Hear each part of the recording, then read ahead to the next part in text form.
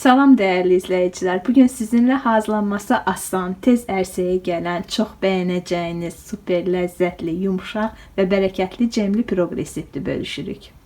Əvvəlcə 4 ədəd yumurtanı qarışdırma qabına sındırırıq.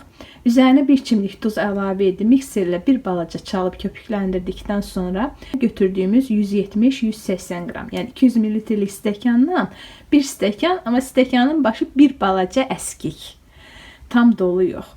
Şəkər tozunu bura əlavə edib mikserlə qarışanadək 1 dəqiqə çalırıq. Çox çalıb köpürtməyə ehtiyac yoxdur. Daha sonra götürdüyümüz 170 qram otaq temperaturunda yumşalmış kərə yağını da bura əlavə edib çalmağa davam edirik. Çalıb yağı, yumurta, şəkər tozu qarışımı ilə qatırıq. Ardınca götürdüyümüz 200 qram xama qatılığında qatığın üzərinə 1 çay qaşığı soda əlavə edib qatıb, sodanı qatığın içərisində söndürüb onu da bura əlavə edib çalırıq.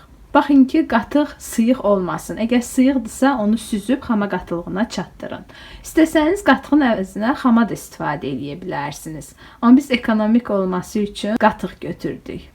Daha sonra bura bir bağlama şəkərli vanil və götürdüyümüz 700 qram, yəni 200 ml stəkandan 5 dolu stəkan, üstə gəl 2 çox dolu olmayan xörək qaşığı, ələnmiş unu hissə əlavə edib xəmiri hazırlayırıq. Unu ehtiyatla əlavə edin, çünki unlar markalarına görə fərqli olurlar, nəmlikləri fərqli olur. Həm də ki, götürdüyünüz yumurtanın ölçüsündən, qatığın qatılığından asılı olaraq un bir qədər az və yaxud da çox tələb oluna bilər.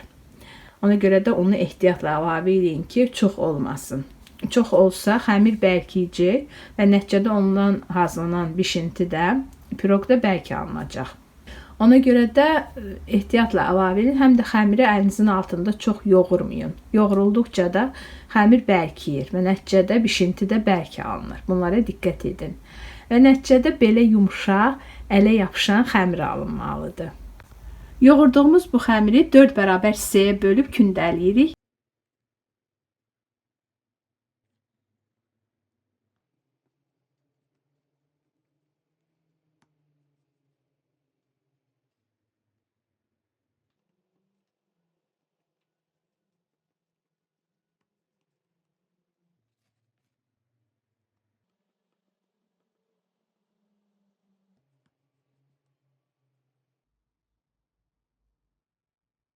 Və ilk tutduğumuz kündədən başlayaraq onları uzunluğu 38, eni 29 cm ölçülərində açıb yığırıq.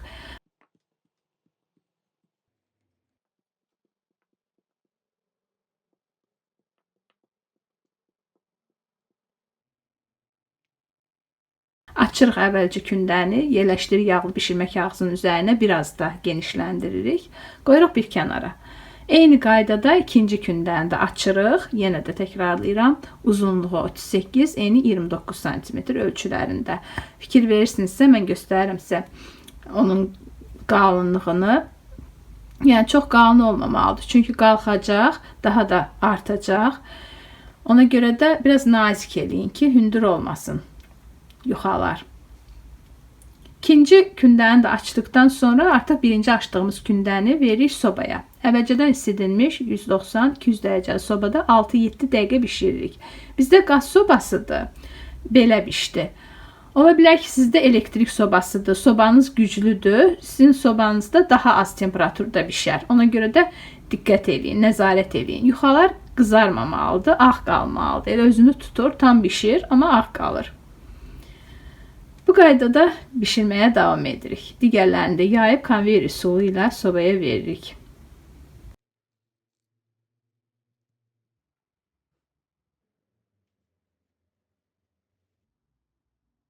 Eyni qaydada bütün yuxaları bişirdik. Hamısı hazırdır.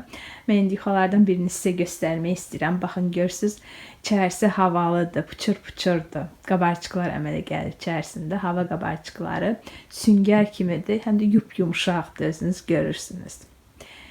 İndi onları heç gözlətmədən, soymasını gözləmədən elə isti-isti yağlı bişirmə kağızlarından ayırıb üst-üstə yığırıq və kənarlarından hər tərəfdən biraz kəsib çıxarırıq.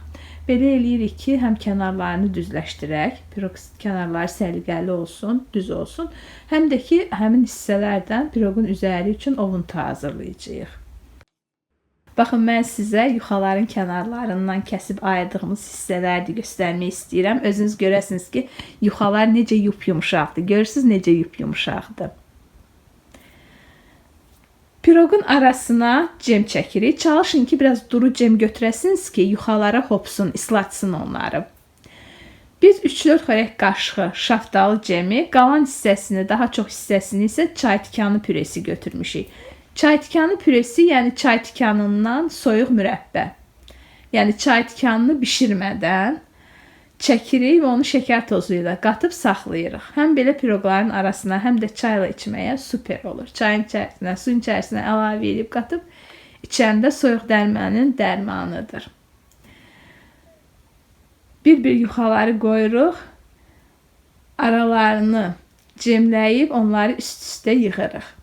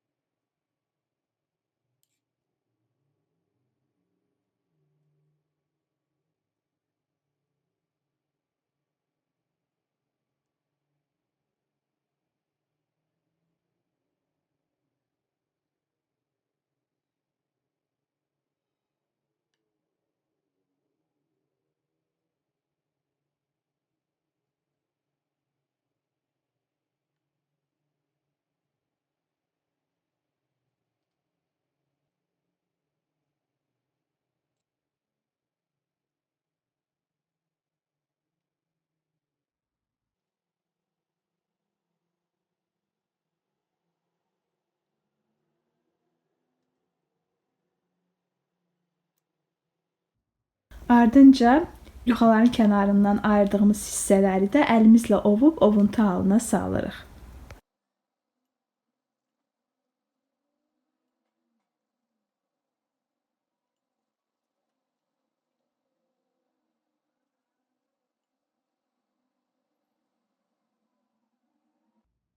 Gördüyünüz kimi belə bir ovuntu hazırladıq. İndi bununla piroqun üzərini örtürük. Piroqu bu şəkildə bir gec gözlədirik. Ertəsi gün kəsib sürəyə veririk.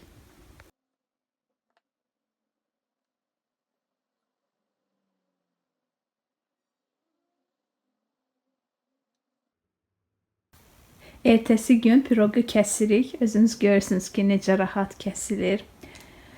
Yuxalar yumşaqdır. Cem də biraz yumşaldıb yuxaları.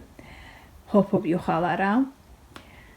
Çox ləzzətli bir piroqdur. Çay sürələriniz üçün çox əladır. Hazırlayın, bəyənəcəksiniz.